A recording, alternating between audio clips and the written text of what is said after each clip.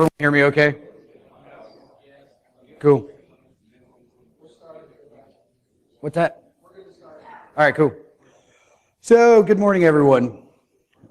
Everyone in here hate mornings as much as I do? Awesome. So, welcome to Dear Blue Team. Basically, this is forensic advice for non-forensic people to make your incident response easier. It's sort of easier. It's more, I think more efficient might be a better term, but I've got to use clickbait to get people in here. I'm sorry. Before we get started, the thoughts and opinions I expressed are not those of IBM. I say that because I am the senior security architect at IBM. I've been a system admin. I've been a consultant. I've been a Unix admin. Now I do some forensics here and there. I won the 2017 DerbyCon Social Engineering Capture the Flag. I'm out for blood this year in Vegas. So you might see me there. I got some certifications. I write blogs for people who will publish them. There's a few examples on the screen. I have my own blog and podcast, Advanced Persistent Security. You should totally check it out. But I'm really lazy about writing blogs for my own site, and I'm kind of slow on the podcasting thing right now too. So anyway, with that being said, why this topic? Why this talk? Well, I'm working through SANS Forensics 508, which is Advanced Incident Response, Digital Forensics, and Threat Hunting. Okay, it's a fun course. There's a lot of good stuff there. It goes with the GCFA if you are interested in the CERT world. But basically, I was synthesizing things, and I really hate to sound like an academic when I say it, but I was synthesizing the material that I had been taught, and I was like, why are we not doing that? Why are we not doing this? Why are we not doing that? And basically, this is the outcome of that reflection. So before we get started, I'll go through some baseline stuff just to level the playing field a little bit. I know some of you are probably incredibly skilled at incident response. Some of you might have heard the phrase and it's still voodoo. So we hear DFIR all the time. There's the SANS DFIR Summit, DFIR CTFs all the time. DFIR is Digital Forensics and Incident Response. Digital forensics being the science of reconstructing events that occurred or other digital pieces of evidence. It also applies to the science of identification, collection, and examination leading to the analysis of this data. Incident response as a whole is the big picture. It's the business response. It includes things technical and non-technical. When we get into the technical side of incident response, that's when we get into the incident handling phase. And I took these definitions, specifically the incident response versus incident handling, from the SANS Internet Storm Center. So if anyone disagrees, that's who you want to argue with. To get into the process, using SANS again, because I think this process is really easy. I'm sorry for the font color. I keep saying I'm going to change it, but I always forget. You commonly hear the phrase PyCurl. Preparation, identification, containment, eradication, recovery, lessons learned. The majority of this talk will be living in the preparation phase, but then there's going to be a point in time when we're somewhere between identification and containment. So just keep that in mind, because the vast majority of us, if we're not actively doing incident response, we're always in the preparation phase. You're in the preparation phase until an incident happens, and then you trigger the rest of the process. So if you want to look at it that way. Another buzzword that we hear all the time is threat intelligence, cyber threat intelligence, CTI, whatever you want to call it. Where does it fit into the equation? Well, I have intelligence that an adversary targeting organizations like mine, say for example, you work in finance, you have intelligence saying that adversaries are trying to infect you with this new whiz-bang, never heard of before, ransomware. That's an actionable piece of advice. How does that play into your incident response? Well, you should probably review your incident response plan and make sure you have a defined response for those dystopian type scenarios. But at the same time, you may be doing your own analysis on something and say, hey, you know what, this seems to be a repeatable process. Maybe I should, this is true threat intelligence, maybe I should put this on a feed or something, if you're allowed to. So, would forensics and threat intelligence be the same? Anyone? Are they the same? No? Okay. And then the other question would be, which triggers which? Does threat intelligence trigger incident response, or does incident response produce threat intelligence? It's a trick question. Because sometimes, if you're hunting, you already have the threat intelligence that you're moving in with. You're looking for a specific adversary, a specific thing. When you're doing your response, you may find something. In that scenario of this never heard of before ransomware, you have things that it does that you can pass along to someone else, like an information sharing group or something, that they could make meaningful use of it. So with forensics, we have a few types of forensics. When I took the course, I thought file system forensics was about it. I didn't even realize, I'd heard of volatility, but I didn't realize that memory forensics was really as powerful as it is. I knew of network forensics, but I hadn't really put two and two together yet. So basically, there's the three types of forensics in a broad stroke. Of course, there are others. But I've also listed common tools that you could use. And the cool thing about the tools I always try to list, most, if not all of this, is free. I don't like to say go buy this product because I don't sell products. But anyway, some of the common ones would be like Sleuth Kit. Autopsy's the GUI for it. Scalpel's pretty awesome. It's a rebuild of Foremost. Volatility can kind of do some file system, but that's not really what it's. I mean, it's like hammering a nail. You can hammer a nail with a baseball bat. The nail will probably still go in, but it just won't be as efficient. And I mean, you know, FTK can do it, but that's a paid thing. With the network stuff, Wireshark, if you're trying to go fast and easy, because when I was a consultant, I didn't have time to sit and pilfer through Wireshark and run regular expressions all day, because a lot of the times the salespeople where I worked would absolutely underscope everything. So for something I would need 12 hours for, I might get 6 if I'm lucky. So that's where Network Miner came into play, because it basically is a lazy man's Wireshark. It's pretty awesome. I've got it in the demo, assuming the demo gods like me today. If you want to play with operating systems, one of the other demos would be SIFT, SANS Investigative Forensic Toolkit. You can install that on top of Remnux or Remnux on top of it, one way or the other, or you could keep them separate. Remnux being a reverse engineering malware distribution, also curated by SANS, specifically Lenny Zeltser. It was built by Dave Westcott, which also built Boostgador for you OSINT enthusiasts. Kane is another one. I've never really played with it, but I know of its existence. It's a computer-aided investigative networking environment. Kali can kind of do it, but again, that's the baseball bat versus the hammer, right? You could do some stuff during a pen test that would be technically forensics, but I wouldn't do a full investigation there. It's just not equipped with all the tools. Mercenary Linux doesn't appear to be a thing. After every time I get this presentation, always go and look and try to find out, is Mercenary Linux still alive? And it appears as if it's not. So consider yourselves lucky. That's the last time it's going to be on the slide. So, threat hunting. It's one of those new buzzwords, right?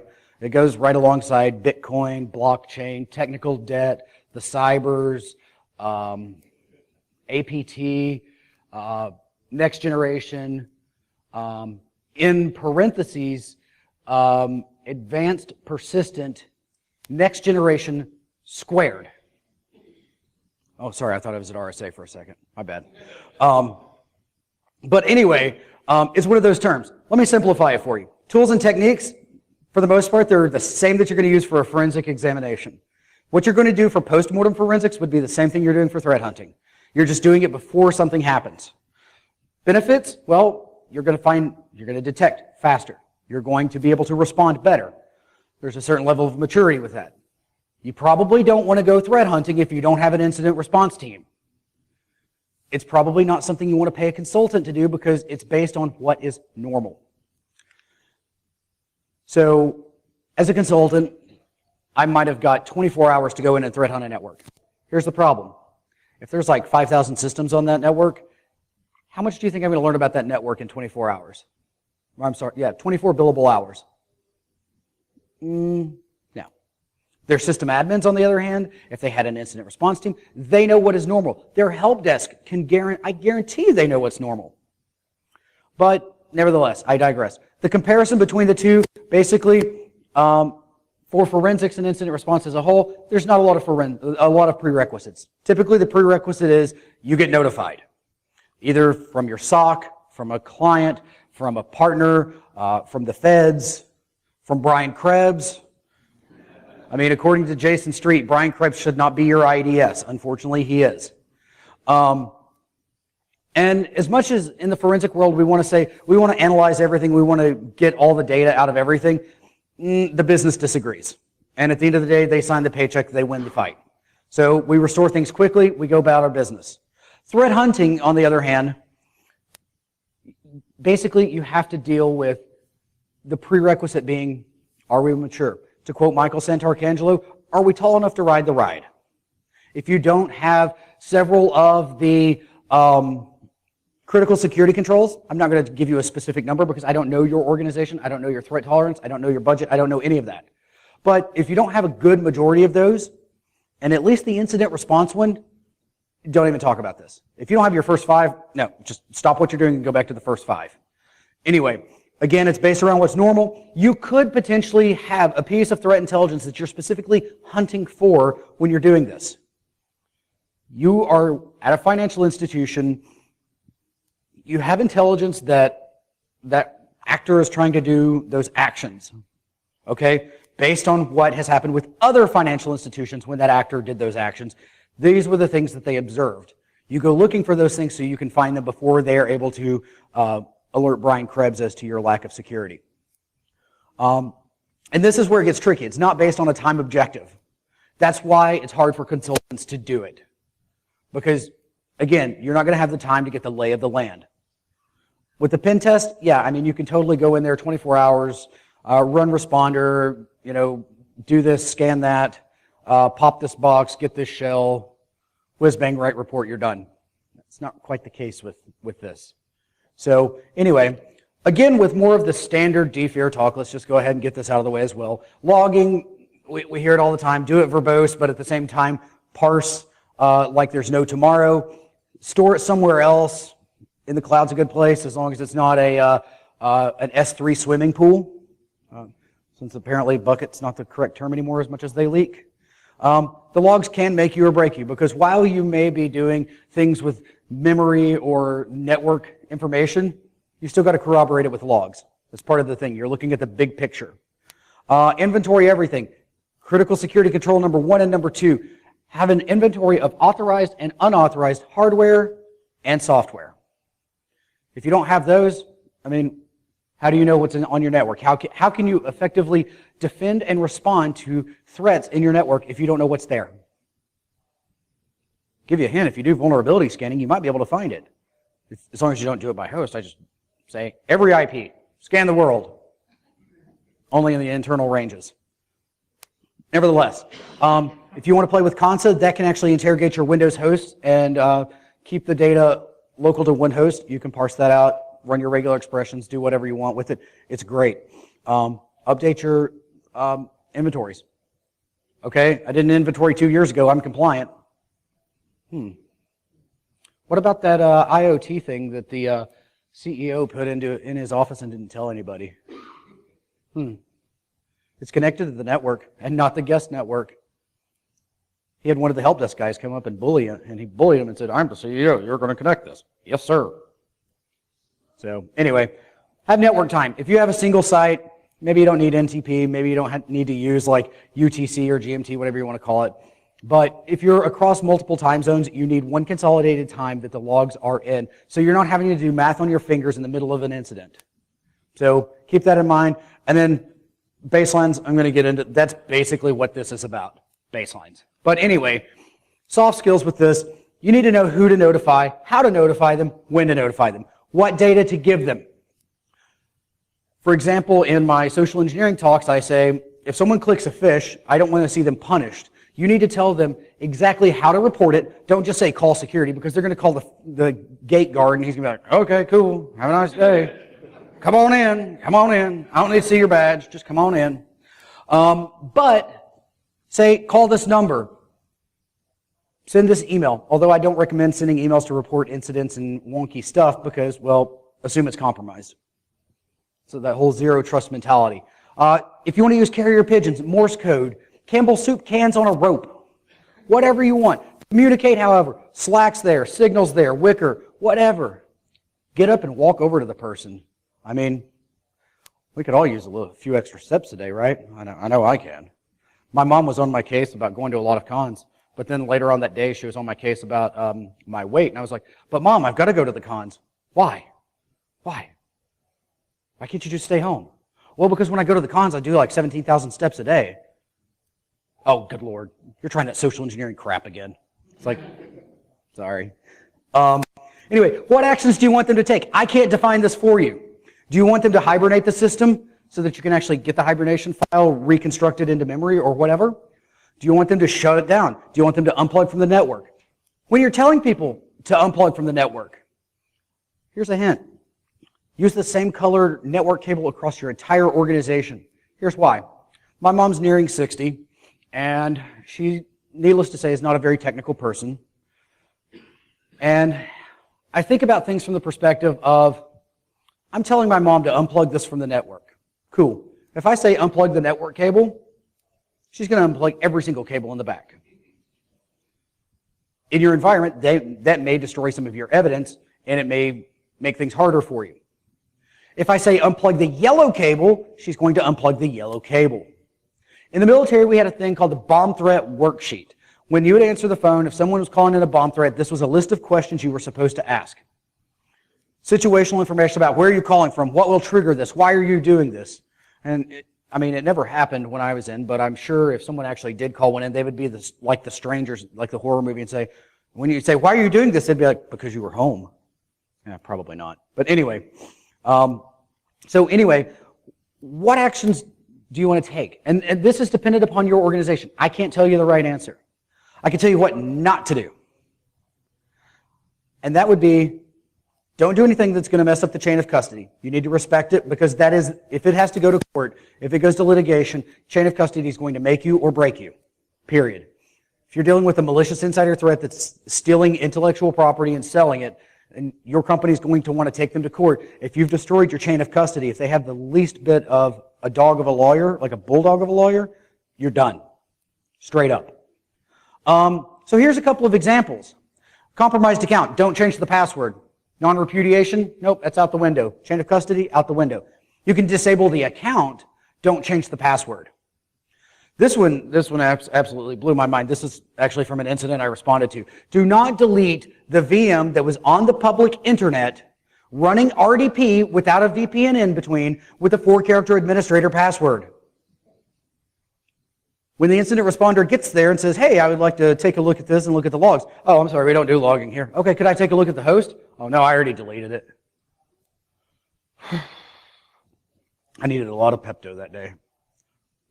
And by Pepto, I might have meant tequila. I don't know. But anyway, again, respect the chain of custody. So now, let's talk about the cool stuff. Now that we're out of the boring standard talk, just checking my time to make sure I'm good. Let's talk about memory analysis. There's a lot of ways that you can actually acquire memory. I'm going to do a demo later of showing you FTK Imager Lite. FTK Imager Lite is for the ripe price of free 50. Lite. I didn't say Imager. Imager is not free 50. It might be tree 50, but not free 50. Other things you could do. If you use Google Rapid Response, which includes Recall, which is actually a fork of Volatility, you can actually capture that way. You can use paid things like F-Response. Mandated Intelligent Response has that kind of stuff as well. Assessment tools. If you're wanting to go with the command line and like really dig into the trenches, Recall, Volatility. If you want to look at it from the 30,000 foot view to kind of get a point to dig towards, which I actually forgot to start for the demo piece, but that's okay, would be Redline. Use a version before 1.20 because they did away with this nifty little thing called the MRI, the Malware Risk Index. That right there is a little disk on the left of the screen that, depending on certain things, it will turn red if it is at a certain level. So if you're doing a quick analysis, quick touch, you're running through, looking at all the processes, everything that's going, there's something that's red. Maybe I should take a look at that. What PID is that? Let's drill down and find the parent. We'll find any children. We'll find out what was associated with it and move on. So 1.14 is the one I'm using, so I think that's the last one before 20. Anyway, so why do memory analysis? We want to find out what's going on the system. Something may have not been logged, the log may have been tampered with, there may have been, something might not have made it to the file system yet. So why are we doing this? Well, because we have to, right? If we want to find out what's going on. So for anyone who does malware analysis, here's a tidbit for you. I'm sure on your detonation host, you've probably got sysinternals running so that you can find out all this extra stuff. I'll give you a hint, if it's a VM, you can pause it, take the vmem file, analyze it with volatility using like procmon, procdump, and the such, and it can replace almost all of those tools. And you can get so much more out of it than just than what those tools will give you. In forensics, we deal with timelines a lot. We look at a timeline of what events occurred in the file system, on the network, and so forth and so on. What happened? So we're looking to recreate the story of the adverse event. You can actually use memory to create a timeline as well. Volatility will do that. You can look at processes. If you have a specific registry key you want to look at, you can do that. In the course, Rob Lee, he pointed out that you can actually get the registry key creation date. What is significant about that is most adversaries on this planet, there's speculation that there's a few who can, most adversaries cannot alter that date. That is truth in terms of when that key was created. And then, of course, malware. So here's a few things you could do. So to give the pen tester something to work with here, you can use Mimikatz or dump hashes. If you want to pass the hash, there's how you get the hash from memory. That's probably the reason why volatility is included in Kali Linux. You can look at rogue processes, psscan, pslist. Supposedly pstotal you cannot get unless you take the SANS course and it's included in that VM. I've got a little bit of static that says that it's on GitHub. It will actually create a image for you to use that will color code things to expedite the process. I come from the school of thought of color coding is not necessarily lazy because sometimes you have salespeople who underscope your hours. So sometimes it's about being efficient, not leet. Keep that in mind. Get key, that's the registry key creation date one. Known malware, that's the malfind, malsysproc. There's a few others similar to that. You can even carve processes into executables and then hash that executable and then check it in something like VirusTotal, ThreatMiner, ThreatCrowd. Insert threat intelligence feed here. You can check it there. So some other analysis outside of memory, but it's something we need to talk about. And that would be, we need to get a sample. We need a sample every time you update something. But we also want to configure the prefetch. We want to use something like prefetch parser to analyze this. The prefetch basically, since XP, it allows us to have specific data for the compatibility of files to make them start faster, would be the term. It's going to use prefetch parser. It's going to search for the files. The files are at that blue path. And then lack of prefetch files could mean one of two things. It's not configured or somebody deleted it. If you don't have it configured, then you're not going to see it. If you do have it configured and you see a host that has it missing, that adversary is probably taking it out for you. Another one, the shim cache, also known as the application compatibility cache. There's where you can find that in the registry, but basically it does something very similar to prefetch, except it's not necessarily the file, but it's going to give you things like last modify time in the standard info. That's something that's going to tell you, hey, maybe I should look at some events around this time frame for this malicious process that has this specific trait. You can get the full file path, and that's pretty awesome sometimes. But anyway, so here comes the meat and potatoes. You should always have a golden image. HR has different processes, different software that they're going to use than IT. Accounting is going to use something different. Help desk is probably going to have something custom. The C-levels are going to have their own thing. Have a standard image, one for your entire organization. When I say image, I'm not meaning memory image yet. I'm meaning like this is your ISO for the quarter, for the month, whatever. Whatever you're capable of doing. Have it. There's your baseline. You know the versions in everything. All right? Why don't we get the hashes of all of these? The version number, it's important, but if someone has, I don't know, I'll use just a random piece of software. If you have Oracle ERP version 12.2.5 installed, great. What happens when someone Trojans it? How are you going to know that if all you care about is version 12.2.5? So this is where file integrity monitoring becomes important. You could use some file integrity monitoring software like HIDS or some of the other things out there. I think Tripwire has something. Or you could just write a very simple script. Could be Bash, could be Batch, could be PowerShell, could be Python, could be VB. If you're really a glutton for punishment, you might even be able to do it in Fortran or COBOL. Just saying.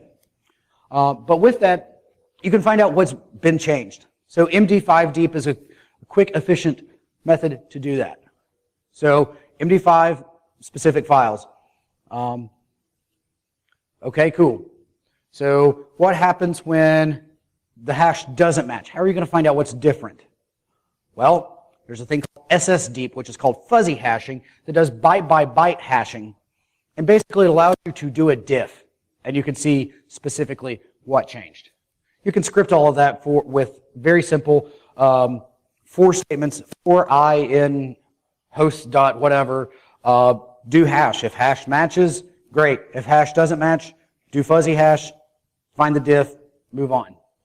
Very simple. With the registry, hash it, back it up, make sure that you've got what's going on. If you need to write some regular expressions to parse the information that's important in there, go for it.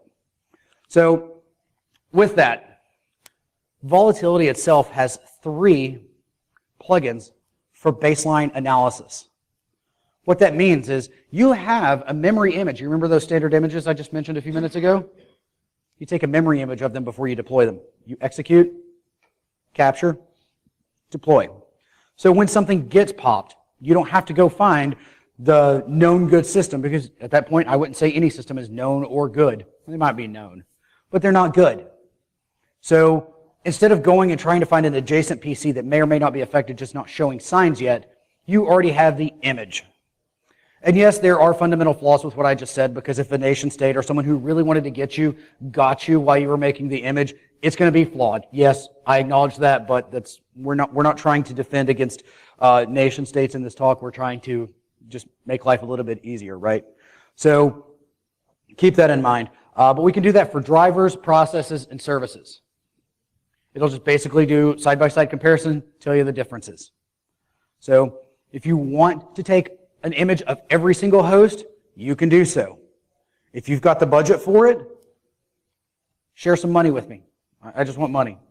Because it's going to cost you. 12 gigs of RAM creates a 12 gig image, or a 12 gig file of the memory image. So when you start dealing with that, you start dealing with your servers with like 64 gigs of RAM, it's going to start to fill up quick. So storage, I mean, if you can do it, do it. It won't scale well.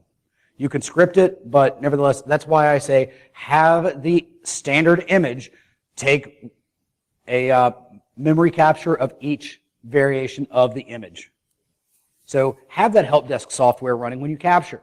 That way, when during a social engineering engagement, someone calls the help desk and convinces them to do something they shouldn't do, not that that ever happens, you know what is supposed to be running. You don't just say, these things were supposed to be running. I don't know.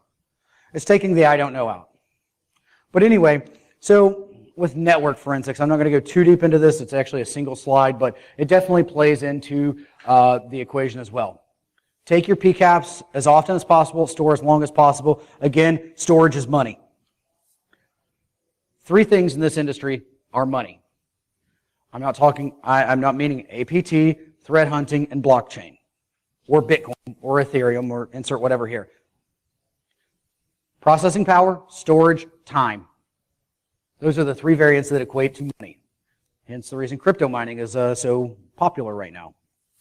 But anyway, integrate it with your SIM. Most SIMs will allow you to look at net flow data. They'll allow you to aggregate your logs, parse them, and compare them at a 30,000-foot view.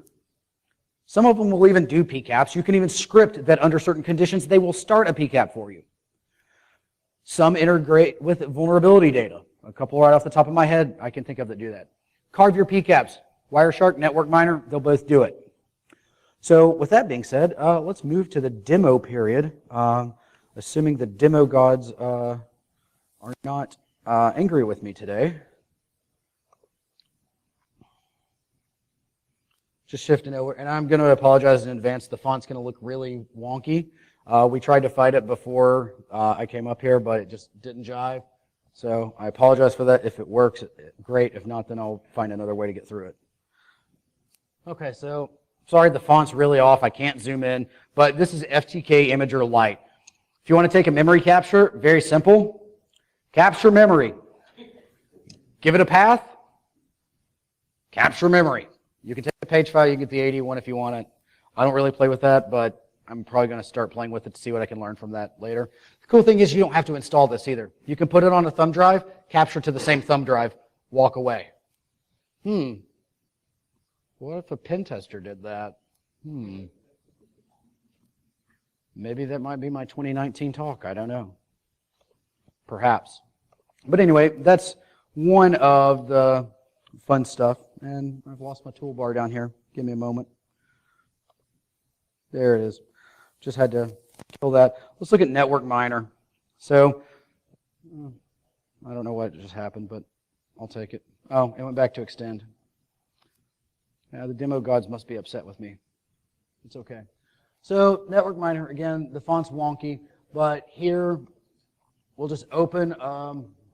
So I've got some PCAPs here. We'll start with something fun first. So here is SMB. Notice right here, I've got PuTTY on the system. It's not running. So right here, we can see which hosts. We can get some data like sessions sent, received, stuff that kind of gives you an indication, was there data exfiltration? Is this worthwhile? Should we do further analysis? We can look at some parameters over here. Okay, cool. Sessions. All right, well, this host connected to this host. Ooh, 445. I bet that's SMB. Actually, I knew that from the file name. Sorry. Anyway, here's the file. So there's PuTTY. All right, we can calculate the hash with this. Right here are the hashes. If you've carved something out of the network and you want to see if it's malicious, copy these hashes, take it to the threat intelligence feeds, virus total, whatever, if that's in your company's policy. If it's not in your company's policy, you may blow something within your company. They may be tracking a specific adversary, and by you uploading this, the adversary will be alerted. So if that's in your company's threat model, follow your company's threat model. Don't do anything that's going to get you in trouble. Another way, if you want to go about it, you can actually open the folder and drag and drop it. So you can carve the file out. Just waiting for, there it is. So we see all the stuff right here. You could actually move this to your detonation host and do some stuff there if you'd like, or you could upload the file itself to like virus total or whatever, or send it to your friend who likes to analyze the stuff. And I'll do it with this one, but I won't do it with the other piece of the demo. You can actually open the file. And by doing so, look, PuTTY just opened. It executed PuTTY. So you've got that. So let's look at it a little bit differently. Let's look at some nastiness.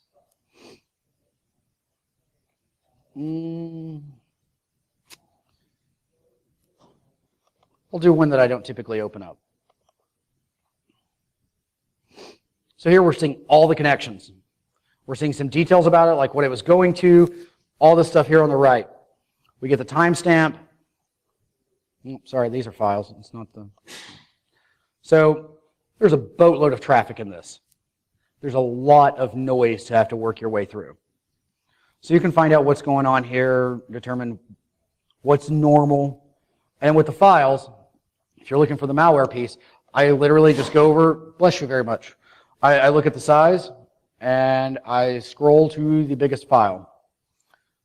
Here's an executable. Why is this HTML file this size? Why is it .php, .html? Oh, I'm sorry. Here, I'll pick one up a little bit higher. Okay, with this one, it's not really pointing out the same thing. The one I was looking at below, basically it's system-links underscore warns.php.html. Okay. The file size is 27,000 bytes. So 27K. Sure. What happens when you start seeing massive HTML files, right? Looking at the file size is a good indication of this is what you want to look further at. You can start dragging and dropping it into VirusTotal, which I have VirusTotal right here.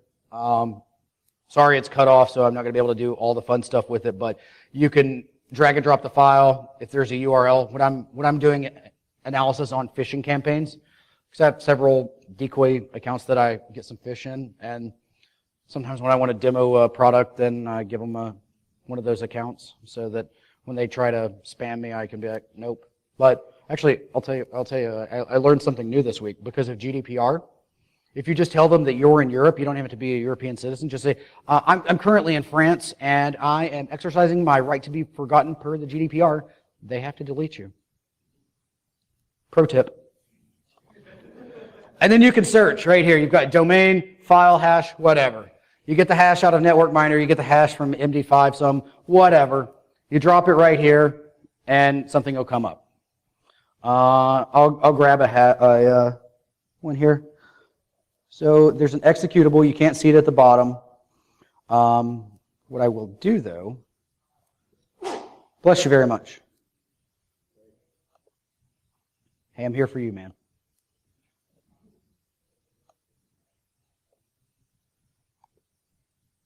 So right here, I just copied the hash. We go here to search.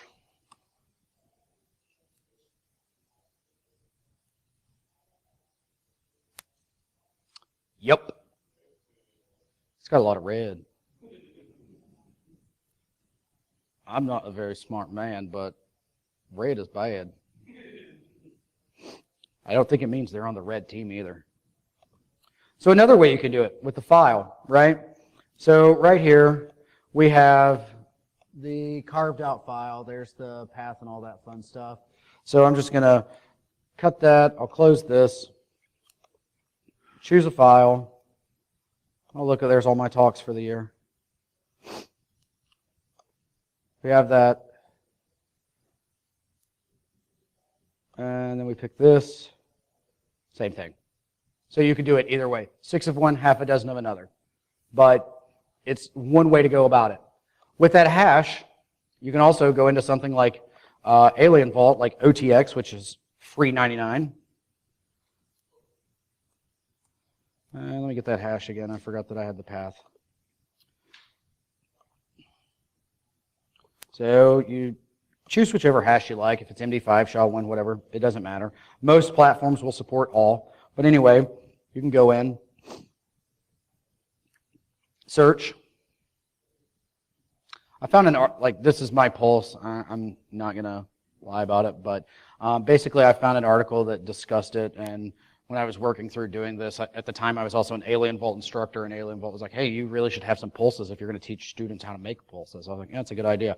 So I found these articles about it, like Sophos and so on. Oh, that has a really good ring to it, Sophos and so on. Anyway, basically I linked those, and then everything that I got here was out of Network Miner. So any files that I had worked through with like VirusTotal or what have you, and it was found to be malicious, in here. When I found out what was malicious and where it was coming from and headed, then those IPs came in as well. So a little bit of everything. You can do the same thing on ThreatCrowd, which is now also an Alien Vault product. But here's the one I really like. It's Threat Miner. Keep in mind, these are free 99. So we're just searching. You can't see it. Sorry. Let me see if I can scroll down. So right here, it's giving us links to things on VirusTotal, hybrid analysis, threat expert, malware, virus share, with regards to the specific sample. So this is a good place to start. You've got a hash. drop it in threat miner. It will aggregate all the other stuff and tell you, you should probably take another look, or maybe not. So that's just a really good way to go about it. I'm going to skip the red line piece just because time. But right here is sift. And I apologize. Let me do this. All right. So this is sift. We're going to go into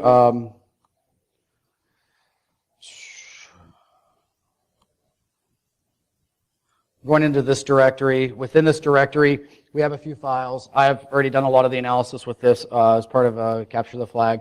But anyway, we have things like right here's the memory image, the raw.001. So if we want to find out, let's just mimikatz it, shall we? I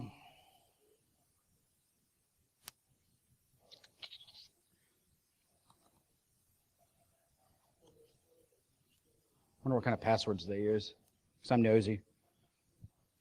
I'm nosy, but I also lost my password. May I have yours? And I am a state licensed password inspector. I'll be doing password inspections in the lobby afterwards. It's what? Hunter 2. In 90 days, will it be Hunter 3? So the one thing about this volatility, you can't see it right now.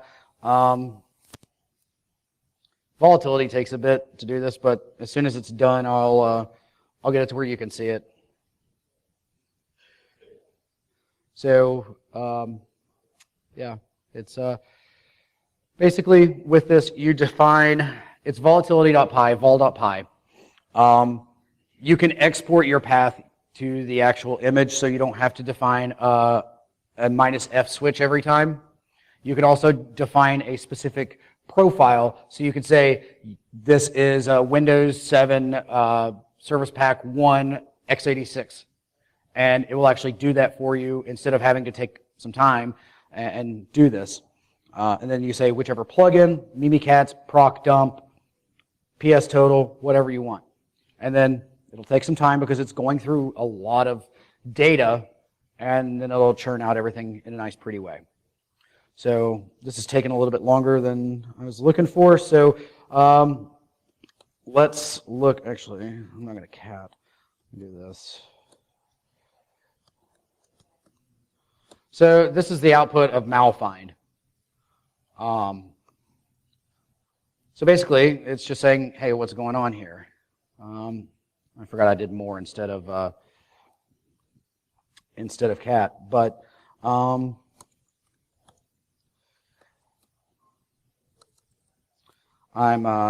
going to, I know the PID of the malicious thing here. So basically what I did was I grepped for that PID, and we're getting memory addresses for it. So if we keep digging, we can find more data. With this resolution, though, I don't want to really destroy your brains by having to think through this terrible resolution with this terrible font. So I apologize for that. There's several things. Let's see what else I've got here. So we'll take a look at that, the PS total. I'll show you what that looks like. And then I'll open it up for some other stuff really quick. All right, so desktop.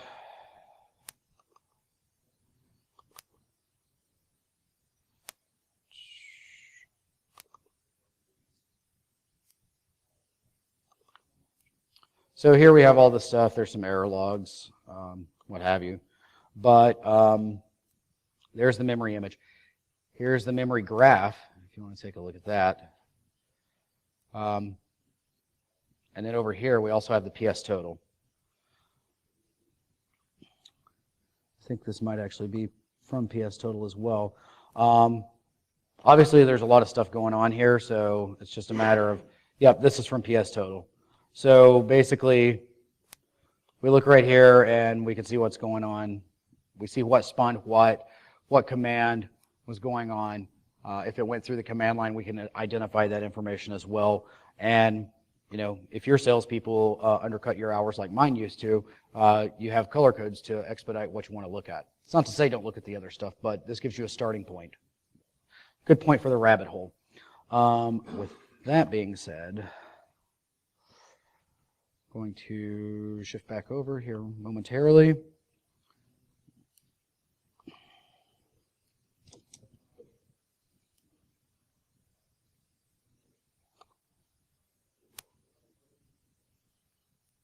Come on.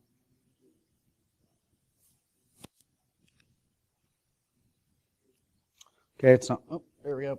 So there's the demonstration pieces. Skip the red line portion. For those of you who know Adrian Sanabria, at the conclusion of this, he can see clearly now the rain is gone. Being good InfoSec people, when a member of your local DEF CON chapter posts a picture to the DEF CON Slack of him with an owl on his hand and him doing his impression of the owl, of course we're going to crop his picture out. That's actually the official mascot of DC 865. So, sure. Very quickly, as I'm summarizing, Brian Austin and I, in cooperation with Peerless, we created Through the Hacking Glass. Basically, we're trying to be the putty between academia and certifications. They both do things very well, but they don't do everything. A lot of times people have a lot of theoretical knowledge, but they have no practical experience, and employers pass them over for no good reason. Through the Hacking Glass is something that we're looking to partner with vendors to get NFR licenses to actually do this kind of stuff. So you can actually have experience with Cisco, with Juniper, with Palo Alto, hopefully. And then basically you will be paired with a mentor, or you can come in with your own mentor, your choice. And then basically you go through some exercises. You're expected to do some writing, not like academic papers, but let's face it, everyone in this industry writes reports. I mean, the sooner you get used to it, the better. And then basically there's a range, 5 roles, 5 levels of difficulty. Harden, attack, monitor, respond, analyze.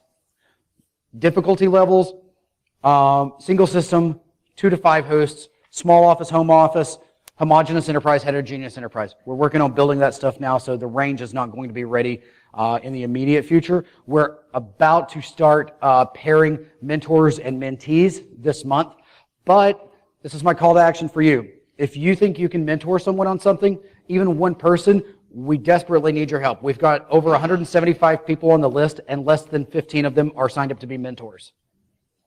So just to make it good for everyone, we need more mentors with whatever. If you sign up to the mailing list, it's on the Twitter, it's on Peerless as well. It actually asks what role you want. Do you want to be a mentor? Do you want to be a mentee? Do you want to, excuse me, do you want to be both? We allow that. Do you want to assist in curriculum development? That's also there as well. Future speaking engagements. Later this week, I'm going to be in Huntsville for the National Cyber Summit. Then SERI, competing in the DEF CON, SECTF, then Cybersecurity Atlanta, and before that, Hacker Halted. Speaking of Hacker Halted, I like free stuff. Here's a coupon code for free tickets to Hacker Halted if you want them. Unlimited supply. Share them with all your friends if you want. You can get 25% off the training as well if you want to do that. But that's September 13th, 14th in Atlanta. The theme this year is The Hitchhiker's Guide to the Galaxy. And I will give you a hint. To the best of my knowledge, they will not be giving shirts this year. They will be giving towels. There will probably be a Pan-Galactic Gargle Blaster networking reception. I think a very well-known, bearded person who potentially talks about security weekly will probably be talking some mixology there, more than likely in his hat. And I'm trying to talk them into a sushi bar for closing ceremony so we can play So Long and Thanks for All the Fish. We'll see. That being said, any questions? Yes?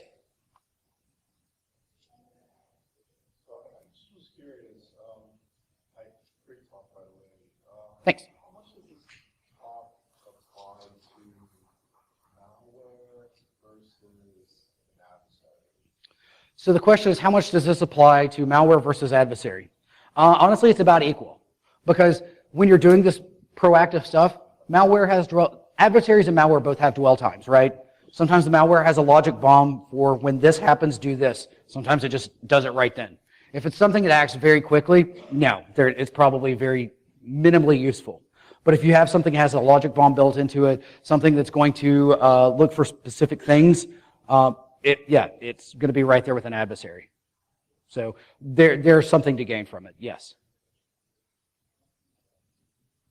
Does that answer the question? So when you are doing a lot of the IRs, do you find that it's in response to a lot of malware? Like would it be 2/3 malware and then 1/3 adversaries that are trying to go into your industry systems and get something? Gotcha. So so you're looking for basically a ratio. For a lot of the incident response I did, honestly, it was typically a little bit of both. It was an attack of opportunity because they have that RDP server hanging out on the public internet without a VPN with a 4-character password for admin. Then they get hit with fileless ransomware, which basically is a script. And, a few times there was some malware infection, but a lot of times it was just very bad security leading in. So the cyber hygiene. Any other questions? Thanks a lot. You've been great.